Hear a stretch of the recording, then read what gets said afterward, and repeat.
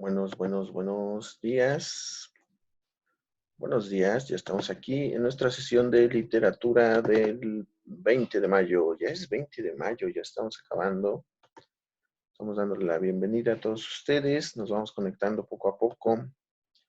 Son ya las 9 de la mañana y estamos aquí en nuestra sesión precisamente del 20 de mayo. Vamos a continuar hablando de los modernistas, sobre todo esto que llevaron a cabo, de qué forma lo llevaron a cabo y cómo influirían a la literatura posterior. El modernismo fue, sin dudas, uno de los primeros grandes movimientos de la literatura y como tal, pues tendría una influencia total en los siguientes y la forma en que trabajarían futuros autores o incluso también futuros movimientos. Recordemos que pues ya los movimientos no se limitan a doctrinas, no se limitan nada más a puntos específicos, sino que ya llevan más allá su postura, llevan más allá su influencia, ¿no? De hecho, actualmente modernistas, pues como tal, digamos que no hay, porque los modernistas se limitaron a una temporada. Y bien, vamos a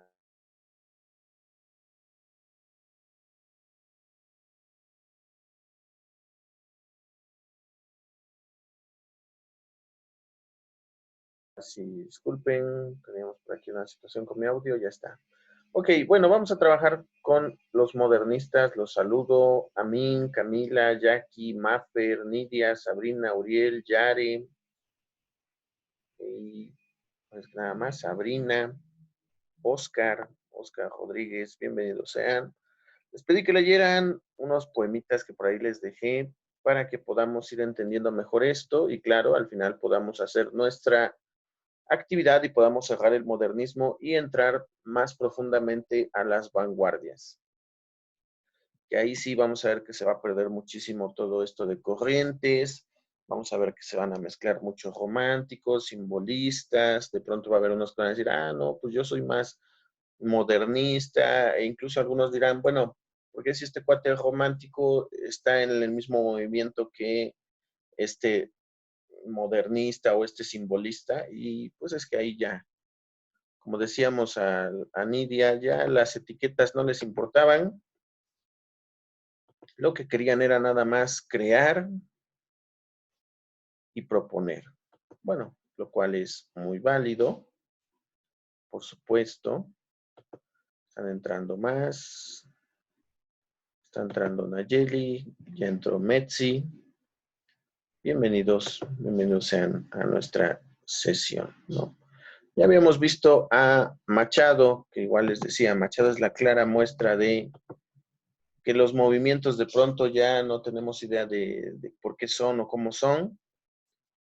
Y decíamos que Machado, por ejemplo, pues igual lo vamos a encontrar incluso en los románticos, en los últimos románticos, o incluso en algo que algunos autores intentan o pelean por llamar el posromanticismo o romanticismo tardío. Otros tantos lo llaman simbolista y otros más lo llaman el padre del modernismo. ¿Sí? Ahí ya se van perdiendo esos límites. Entonces, generalmente, cuando te dicen, bueno, y en un examen de admisión, si me ponen las tres opciones, ¿las tres son correctas? Pues, hipotéticamente hablando, sí, pero sobre todo vamos a ponerlo en el modernismo, ¿sí? Si te dicen que solo es una respuesta, pues enfócate en que es considerado sobre todo, al menos de manera oficial por la SEP, modernismo, ¿sí? Pero pues ya sabemos que estuvo muy apegado al simbolismo y por supuesto tiene muchos rasgos del romanticismo, ¿sí? Aunque también metía elementos neoclasicistas y demás. Les pedí que leyeran este poema. Ahí está una de las estrofas favoritas de su servidor. La vida es un cigarrillo, humo, ceniza y candela. Unos lo fuman deprisa y otros lo saborean, ¿sí? Entonces ahí está pues, este poema. Machado, precisamente. Quita una pena, un dolor, otro dolor. Un clavo saca otro clavo y un amor quita otro amor. Ya tenemos conocimiento de esa frase que dice, un clavo saca otro clavo. Ah, ok. Se la debemos a Machado. A ese grado llega su influencia, ¿no? Claro, como muchas otras frases que utilizamos constantemente, eh, no sabemos quién es el autor, no sabemos quién es el creador, pues bueno, Machado. Ilian no puede entrar, dice que tiene problemas con su internet, que reintente, si no, que hable para que no le afectemos su falta, ¿ok? Muy bien, entonces ahí tenemos a Machado, ya tuvimos que haber leído esto y pues resalten cuáles son los elementos modernistas que hay en Machado. Sí, acuérdense que es modernismo. Acuérdense que el modernismo pues no es tanto una corriente, no es tanto un estilo, es más bien un movimiento y por tanto se nutre de otros estilos, de otras corrientes. ¿Sí? Muy bien. Pues yo ya había visto a Ileán. Igual Marco, sí, hay que intentar, hay que intentar. Ya está con nosotros Edmundo, Felipe, bienvenidos. Y junto a Machado veíamos a Juan Ramón Jiménez. Este es considerado el maestro de maestros de la generación del 27. Estamos hablando de, pues, Federico García Lorca, Pedro Salinas, ¿sí? Y otros tantos autores, pero principalmente estos dos que fueron los que llegaron a tener, digamos, más fama internacional y sobre todo que son los más estudiados actualmente. Obviamente en cada movimiento vamos a encontrar un sinfín de autores, pero como siempre, son contados los que llegan a trascender o los que continuamos estudiando. No te preocupes, Ilian, ya me habían avisado del problema que tenías, ¿no? Entonces, bueno, Juan Ramón Jiménez es, digamos, el maestro que apoya a las generaciones nuevas, contrario a otros autores, porque hay que decirlo, hubo otros autores como Jacinto Benavente, que no confiaban mucho en las nuevas generaciones, que incluso señalaba casi que la llamada generación del 98, los modernistas o simbolistas españoles e hispanoamericanos, eran ya la última generación creativa. Sin embargo, Ramón Jiménez dice, no, hay que darle oportunidad a los nuevos, finalmente algo traen. Seguramente nos ofrecerán cosas sustanciales, cosas profundas. Así que los apoya totalmente e incluso les da clases a muchos de ellos. Él enfoca mucho la poesía panteísta. ¿Qué es el panteísmo? Bueno, el panteísmo es, digamos, ver el lado espiritual, el lado divino de lo que es la naturaleza, encontrar el alma del medio ambiente. Si veremos que en su poesía hay muchas evocaciones a los árboles, a los campos, al cielo, a las estrellas, pero más allá de que alabe su belleza, alaba la profundidad que hay en ellos, ese nocium, esa conciencia dentro de ellos. ¿Sí? Es incluso, podemos decir, precursor de la lucha por el medio ambiente, pero desde un punto de vista artístico. La naturaleza es la mayor inspiración para Juan Ramón Jiménez y en su obra, sobre todo en su prosa más que en su poesía, se dedica precisamente a generar esa conciencia de que los animales, las plantas, tienen sentimientos, tienen emociones, tienen sensaciones y por tanto hay que tratarlos con dignidad. Sus temas principales son el amor, ya vimos que es un amor más allá de hombre a mujer, sino también de hombre a naturaleza, de hombre a bestias, de hombre a plantas. Y el realismo es curioso porque aquí, al igual que con Machado, encontramos contradicciones en cuanto a estilo.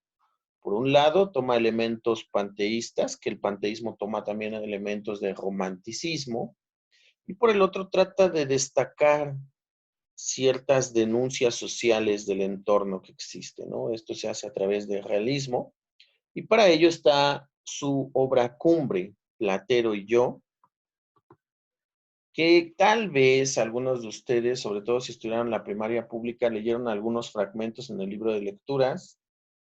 o más bien esos fueron sus papás, porque creo que las nuevas versiones, las que probablemente les tocaron, ya no lo tenían. De pronto algunos papás dicen, bueno, pero ¿por qué ya no los trae? Bueno, por derechos de autor, sobre todo, ¿no? Que no se logran acuerdos de derechos de autor. Pero Platero y yo es la historia precisamente de un asno y su visión acerca de sus experiencias en la sociedad.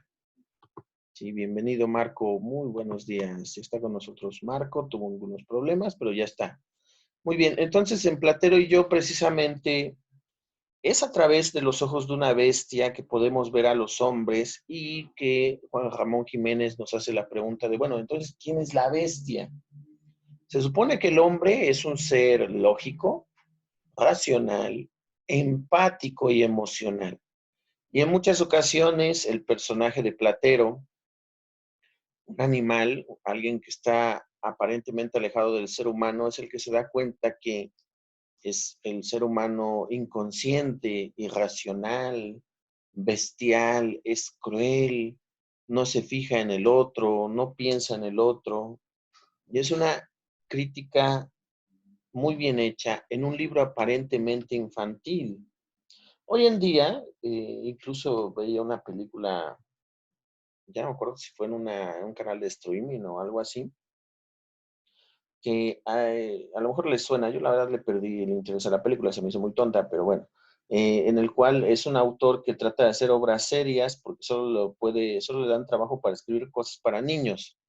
Bueno, la literatura infantil, aunque esa es nuestra visión actual de la literatura infantil, desafortunadamente, lo cierto es que para las generaciones clásicas, la generación del 27, los románticos, algunas vanguardias, la literatura infantil era la cúspide, era el pináculo, era el punto más alto, ¿no? Libros infantiles como Platero y yo, como El Señor de los Anillos, sí, El Señor de los Anillos es considerado un libro infantil, imaginen. O Las Crónicas de Narnia eran consideradas obras maestras. Son consideradas obras maestras, de hecho, aunque ahora las queremos ver como un enfoque más adulto, en realidad sus autores trataban de escribir para los niños. Harold Bloom igual trató de compilar muchas de estas obras clásicas para niños y demostrarnos que la literatura infantil definitivamente no era nada tonto. De hecho, la literatura infantil para Juan Ramón Jiménez tenía que ser de las más críticas para generar conciencias en las generaciones más jóvenes. Sí, ¿por qué? Porque finalmente el niño en esa etapa, en la infancia, es cuando podemos poner las bases éticas en las cuales funcione más adelante el adulto, ¿no? Ustedes lo pueden ver, a los que más de pronto les cuesta un poquito integrarse en la sociedad, probablemente es porque de niños tuvieron alguna situación o les faltó alguna habilidad social. Claro, todavía, digamos, técnicamente o incluso legalmente son niños porque son menores de edad la mayoría, algunos ya tienen 18, pero digamos que por cuestiones biológicas todavía pueden decir, ah, bueno, todavía me estoy formando, tengo de aquí a los 20 años para hacerlo, pues sí, todavía van estableciendo su personalidad y dentro de esa personalidad su rol social. ¿Cómo voy a funcionar en esta sociedad? Como un adulto propositivo, un adulto crítico, o un adulto pasivo, o un adulto conflictivo, ¿no? Entonces, por eso, autores como Juan Ramón Jiménez escribían a los niños y trataban de darles ese enfoque crítico. Sí, Platero y yo es una muestra de ello, y claro, tiene influencia de otros autores como Charles Dickens, de llevar a través de un escrito infantil una postura completamente crítica. Sí, ese fue Juan Ramón Jiménez. Pero pues Platero y yo se inscribe más dentro de un realismo mágico y aquí estamos más para analizar lo que es su postura modernista. Y en esa postura modernista, como decíamos, se enfocaba más desde una forma simbólica, simbolista. ¿Qué me vas a doler muerte? Es que no duele la vida, porque he de ser más osado para el vivir exterior que para el hondo morir. Sí, les respeté pues, la ortografía original. Sí. La tierra, que no es el aire. ¿Qué es que no el aire? Entonces, ahí nos menciona varios conceptos, pero tengan mucho cuidado. Habla de muerte, habla de vida, habla de aire. La obra de Juan Ramón Jiménez, como la obra de Machado, al ser profundamente eh, simbolista, su mismo nombre lo dice, simbolista, de símbolo, oculta significados más profundos. Recordemos al maestro simbolista por excelencia y al poeta maldito, pues uno de los más reconocidos, que fue Charles Baudelaire. Ya leíamos algo de él, leíamos El extranjero, por ejemplo. Hay muchas cosas ocultas, hay muchas analogías literarias ocultas. Sí, recordemos que en las analogías literarias una palabra no quiere decir precisamente lo que pensamos. Sí, es por ello que incluso, si recordamos la diapositiva anterior, decía que es una poesía exacta y precisa. ¿Qué quiere decir exacta y precisa? Quiere decir que cada concepto le dio un significado puntual, un significado concreto. De esta forma, muerte y todas las palabras enfocadas a ella como morir o incluso vivir tienen cierto significado. ¿Sí? Y de hecho en este poema podemos encontrar toda la filosofía del autor. Filosofía que, claro está, también se ve reflejada en Platero y yo. Sí, recordemos que los modernistas eran de alguna forma muy críticos con su sociedad. ¿Y cómo era la sociedad cuando surge el modernismo? Pues era una ciudad que trataba de jugarle al utópico, al idealista. ¿Sí? Digamos que es como si en el grupo todos fueran fan de Paulo Coelho y uno de ustedes dijera, no, no, no, no, las cosas no funcionan así. El universo no conspira para que seamos felices. Es más, al universo les valemos, ¿no? Esos eran los modernistas. Mientras todos andaban en la onda Paulo Coelho de, oh, sí, mira, qué bonita, las estrellas brillan para ti y el sol sale para ti y el día comienza para que tú vivas. Los modernistas, sobre todo los simbolistas, llegaban y decían, tranquilo, si hay belleza en la vida, si hay oportunidades en la existencia, pero no son para ti. Tú tienes que pelear por ellas, porque si no peleas, nunca llegarán. Si deja de pensar que el hecho de acostarte en un campo lleno de flores, lleno de estrellas en el cielo, va a hacer que seas feliz. No, tienes que moverte y tienes que pelear. ¿Sí? Entonces aquí plenamente Juan Ramón Jiménez nos da una muestra de la tendencia modernista, o al menos de la mayoría de los modernismos, porque el morir verdadero, lo que callamos morir, no ha de ser dulce y suave como el verdadero, como el vivir verdadero, lo que decimos vivir. ¿Sí? Esos paréntesis no están de adorno. Esos paréntesis son más que aclaraciones. El propio signo, el signo como tal, el paréntesis tiene un significado. ¿Qué significado tiene? ¿Por qué paréntesis? ¿Sí? Recordemos, tenemos que profundizar más en nuestras lecturas. No nos limitemos ya a leer superficialmente. Ustedes ya van a ser universitarios, ustedes ya van a entrar al mundo adulto y cosas pequeñas significan más de lo que pensamos. Piensen en su futuro maestro de metodología y de investigación. Les va a decir algo que no les va a explicar y que ustedes tienen que connotar. ¿Sí? Esto es para que incluso se vayan preparando para la frustración, por supuesto. ¿Sí? Porque sí, pasa que muchos alumnos universitarios el primer semestre están súper traumados. Es que no entiendo, es que no, nunca lo voy a poder. Bueno, la poesía también nos va preparando para eso. El arte también nos va preparando para eso, para aprender a frustrarnos y a seguir intentando encontrar los significados. Juan Ramón Jiménez nos da muchas pistas de la vida en esta obra. Recordemos que por eso les llamamos clásicos. Les llamamos clásicos porque no importa la época o incluso la propia sociedad, el significado que le dan a su obra es universal.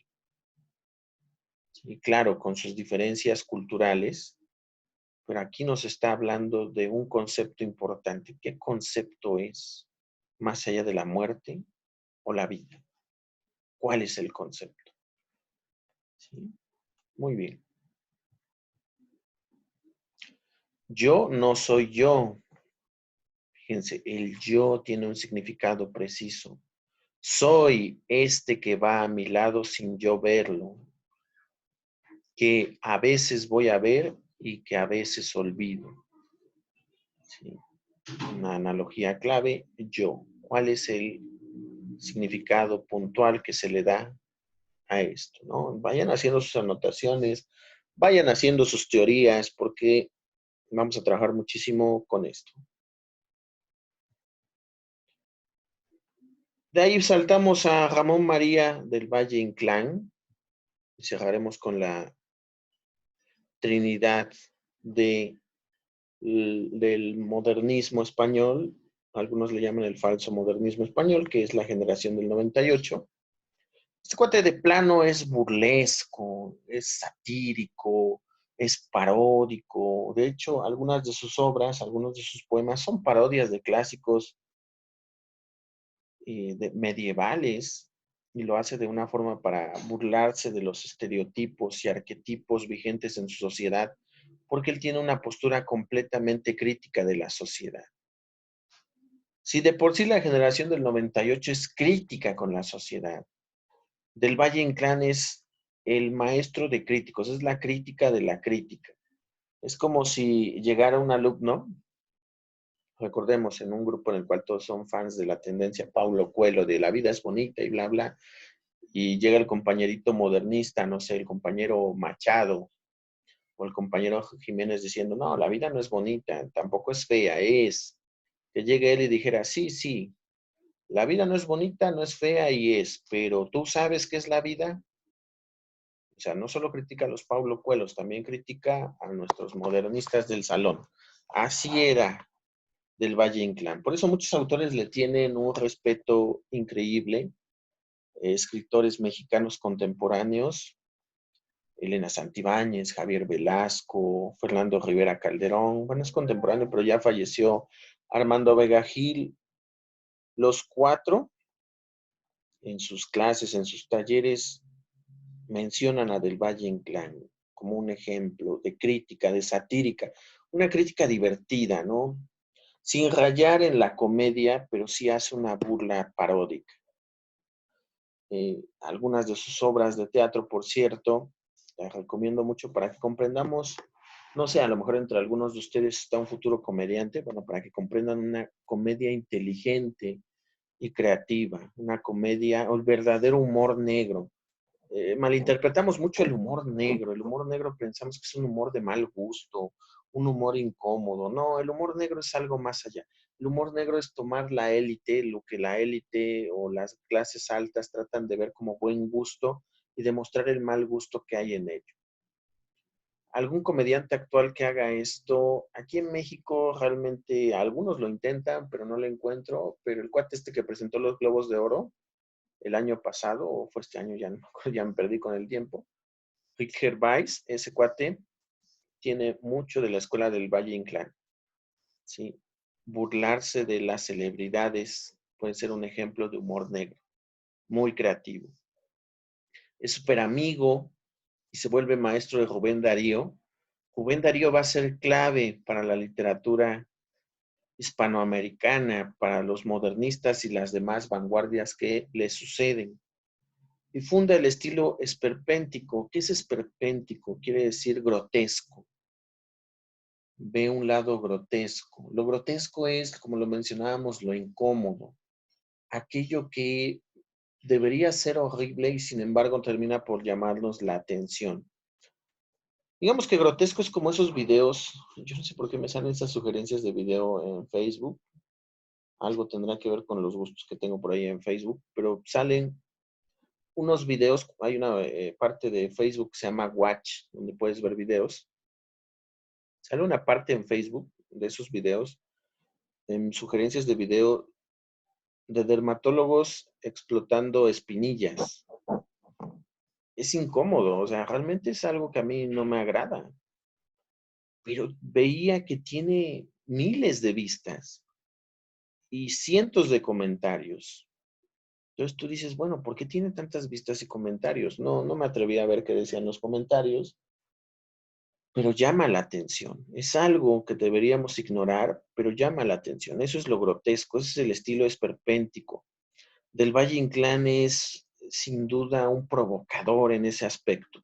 Nos lleva hacia temas que no queremos saber, que no queremos conocer, y sin embargo tiene toda nuestra atención. Esa es la maestría del Valle Inclán. ¿Quieres conocer humor negro? Conoce la obra de Ramón María del Valle Inclán y léelo entre líneas, porque como también tiene tendencias simbolistas, tiene muchos significados ocultos. ¿Sí? Entonces, enfocarnos en esto. Oye, ¿sabes qué? ¿Me interesa el humor negro? Ramón María del Valle Inclán. Ah, ¿sabes qué? Pero pues a mí me interesa más la crítica ambientalista. Juan Ramón Jiménez. No, pero más me interesa como un lado profundo en la crítica. Ah, pues Machado, ¿sí? Todos ellos tres son maestros, sobre todo porque recordemos que todavía en la época estábamos muy influidos por Europa. Lo que sucedía en Europa llegaba a México vía España. ¿Por qué? Porque finalmente fueron tanto los conquistadores como los que establecieron su lengua. ¿Sí? De hecho, durante mucho tiempo, las versiones mexicanas eran una adaptación no de las obras originales, sino de las obras españolas. ¿Sí? Tengo rota la vida, en el combate de tantos años ya mi aliento cede. Y al orgulloso pensamiento abate la idea de la muerte que le obsede. Quisiera entrar en mí, vivir conmigo, poder hacer la cruz sobre mi frente, y sin saber de amigo ni enemigo, apartado, vivir devotamente. ¿Sí? Oiga, pero pues yo no le veo ahí nada satírico. Hay una palabrita que está usando de manera satírica. Y esa palabrita nos va a cambiar completamente el poema. ¿Ya descubrieron qué palabra es? Vayan anotándola porque al final haremos nuestro reporte. ¿Dónde la verde quiebra de la altura con rebaños y músicos pastores? ¿Dónde gozar de la visión tan pura que hacen hermanas las almas y las flores? ¿Dónde cavar en paz la sepultura y hacer místico pan con mis dolores? ¿Dónde cavar en paz la sepultura? Eso nos da una clave de esa palabrita. Esa palabrita nos va a cambiar el significado de todo este poema y nos va a dar una idea muy clara de quién era y qué estilo tenía Ramón María del Valle Inclán. ¿Sí? Bien.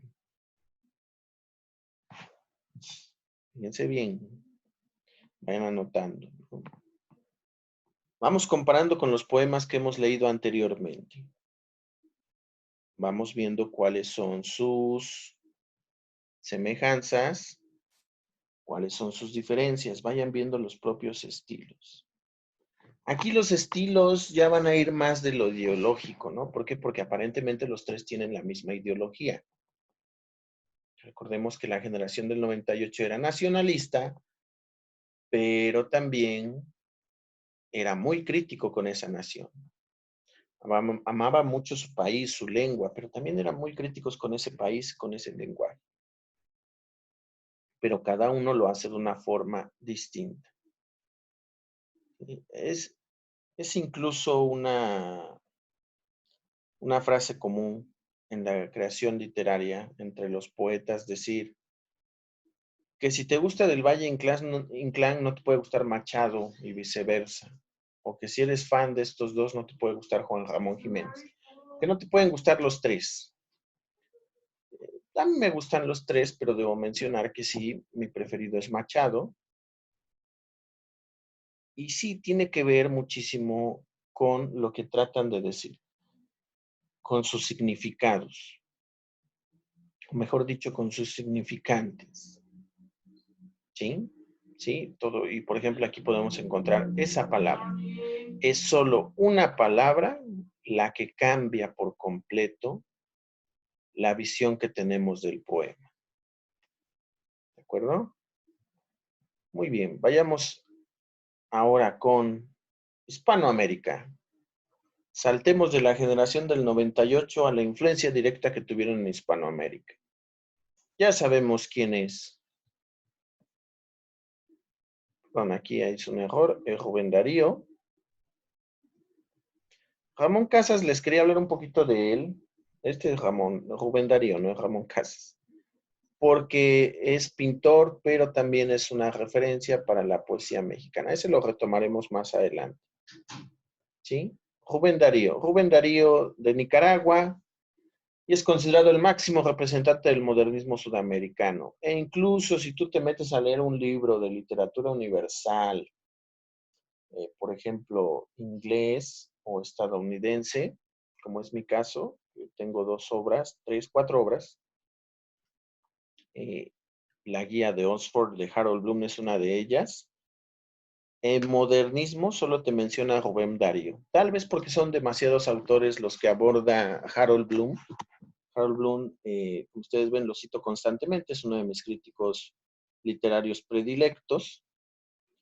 Y bueno, con el caso de Bloom, él solo menciona a Rubén Darío en Sudamérica en esta etapa del modernismo. Es injusto para muchos autores, lo sé, pero sin duda es el que más representativo resulta. ¿Sí? Él va a explorar tanto lo erótico como lo exótico. Recordemos que erotismo es una palabra que estamos usando mal. Sobre todo en los últimos tiempos hay quien dice, es que 500 sombras de Grey es erotismo. No, realmente no lo es. No, no. Sería bueno diferenciar lo que es erótico y lo que es pornográfico. Lo pornográfico es algo completamente, digamos, de mal gusto, es algo completamente carnal. Es algo que se limita a los cuerpos. El erotismo va más allá del cuerpo y tiene que ver con la emotividad, con las sensaciones, con las emociones, con los sentimientos. Lo erótico incluso puede prescindir del cuerpo. De hecho, erotismo viene de eros, amor, erótico, del arte de amar.